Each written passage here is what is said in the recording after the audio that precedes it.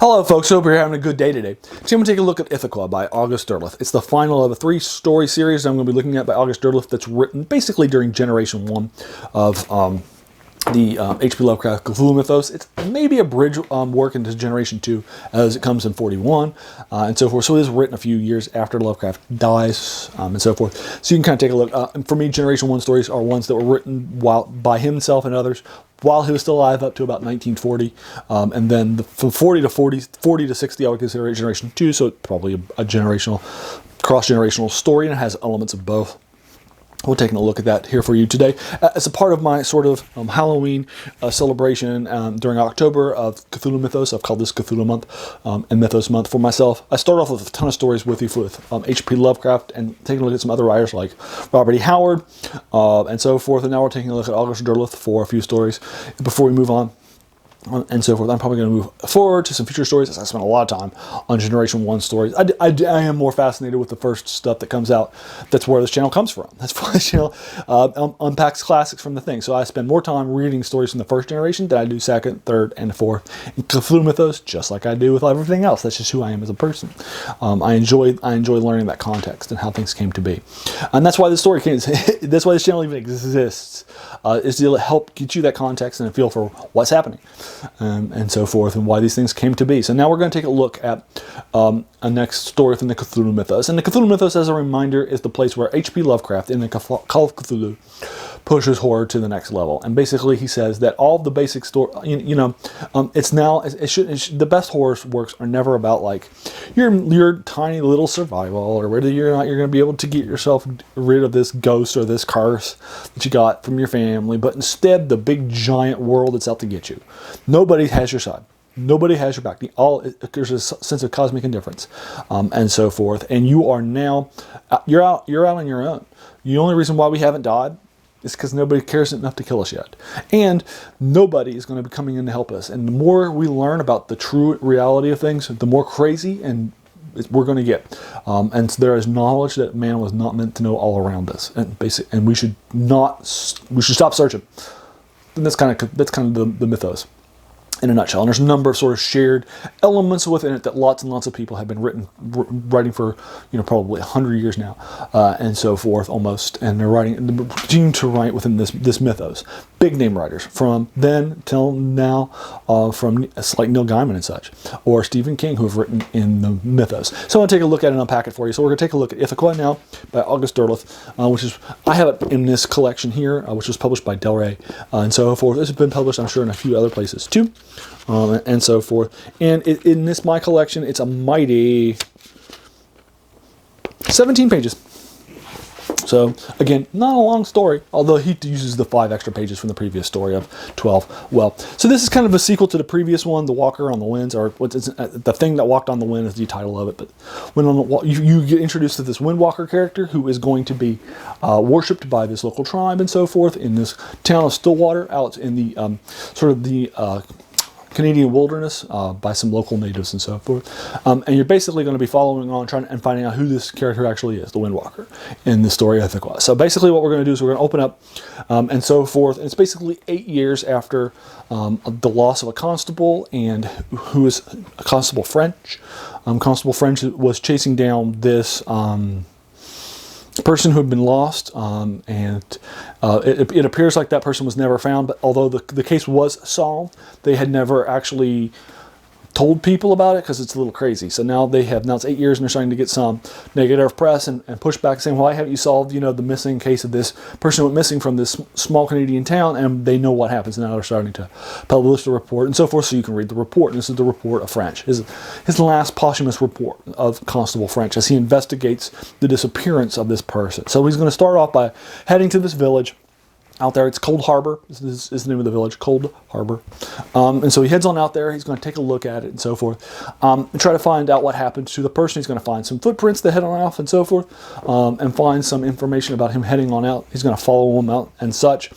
He's going to come across a a few different signs of different things that are out there and so forth. He actually will come across and heads back to town, does some more investigation, comes across a priest. A priest is going to tell him basically that there are some local people here that still worship an ancient creature from a long time ago. And since his investigation has started to stop, that he can probably help push it again by taking a look at some of these weird stone circles that are nearby. So he finds 3 of them in the surrounding the town. And in the surrounding areas, in the woods and so forth. And they're basically these 3 stone circles, each of which has an altar around them and so forth. They seem to be really heavily populated right now by a number of natives and locals and so forth. And a lot of ceremonies are going on. He's kind of whisked away by this creature into the wind and taken lifted aloft. He sees a couple of eyes in the wind and so forth. And he will hit back down to the ground a little while later, and he'll head back to the town, talk to the priest again. The priest is going to confirm that the person that he saw and interacted with is named Ithaqua, and it is a creature that is worshipped by the local people here. They've been worshiping him thousands of years. They sacrifice on those altars their children to feed Ithaqua and so forth. And Ithaqua is basically to walk around the wind and so forth. And he finds the body of the person, and the footprints of the person of Lucas, that the person he's tracking down went right on up to the altars of one of them. So he basically puts together his last will and testament, and then he will take some dynamite and head on out with the intention of blowing up all 3 of the altars. Now, Constable French is never heard from again, and it never happens. So the Mounties decide that his premise is a good one, and they put it together, and they do it themselves later on with a group of them, and they'll blow up the altars, and then they'll also disperse the local natives throughout the rest of the provinces of Canada and so forth. That's the end of the story. Okay, now, so let's take a look at the story. Now, this is a much stronger story than the first 2. First of all, it doesn't have any crazy, oh my god, moments like, what's going on here?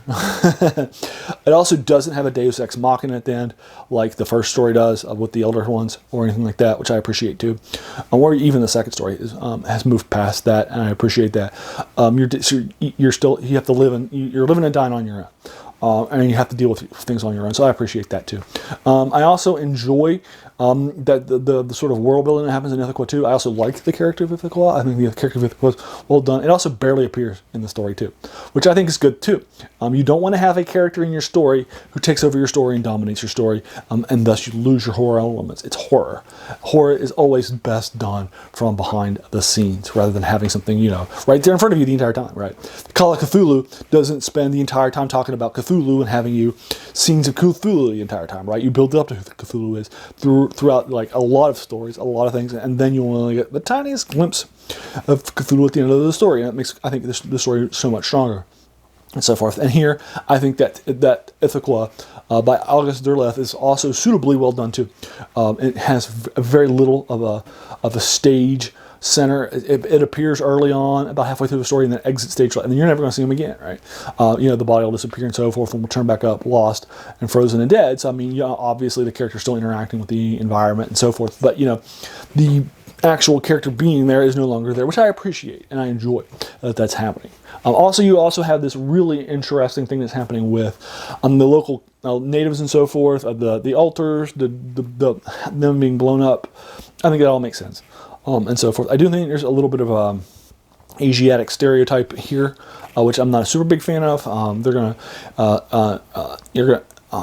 Derleth is going to call them like long lost Asiatics, dog that are, and so forth. There's some dismissiveness of and some racism in there of the local natives. That doesn't feel particularly great when you're going back and reading it later. But the rest of the story, I think, is fine. And what's happening in the rest of the story is fine too. But I do want you to go in there with eyes wide open if you do decide to check out Ithaqua. So there you are. It's Ithaqua. And this is an air elemental that August Derleth has introduced as one of the big ones who's going to be involved with the story moving forward. He's going to be a big major one on Earth moving forward.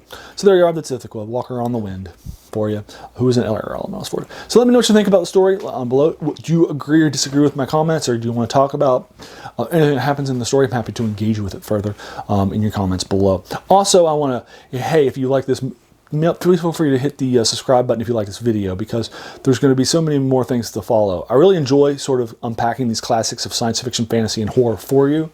And this, is from 41. It sort of bridges, one generation to the next of the Cthulhu mythos, as you're seeing the Cthulhu mythos being turned over from Lovecraft to August Derleth and so forth. So it's kind of an interesting thing to kind of take a look at and get a feel for as it's happening on the ground level for you. That's why I wanted to make sure you got a chance to feel for it. And then, hey, if you watch this all the way to the end, I want to thank you for taking some time out of your day. We all have such busy days and busy lives, and so many things happening. So the fact that you spent this time with me, that's something very humbling, and I really do appreciate that. So thanks again.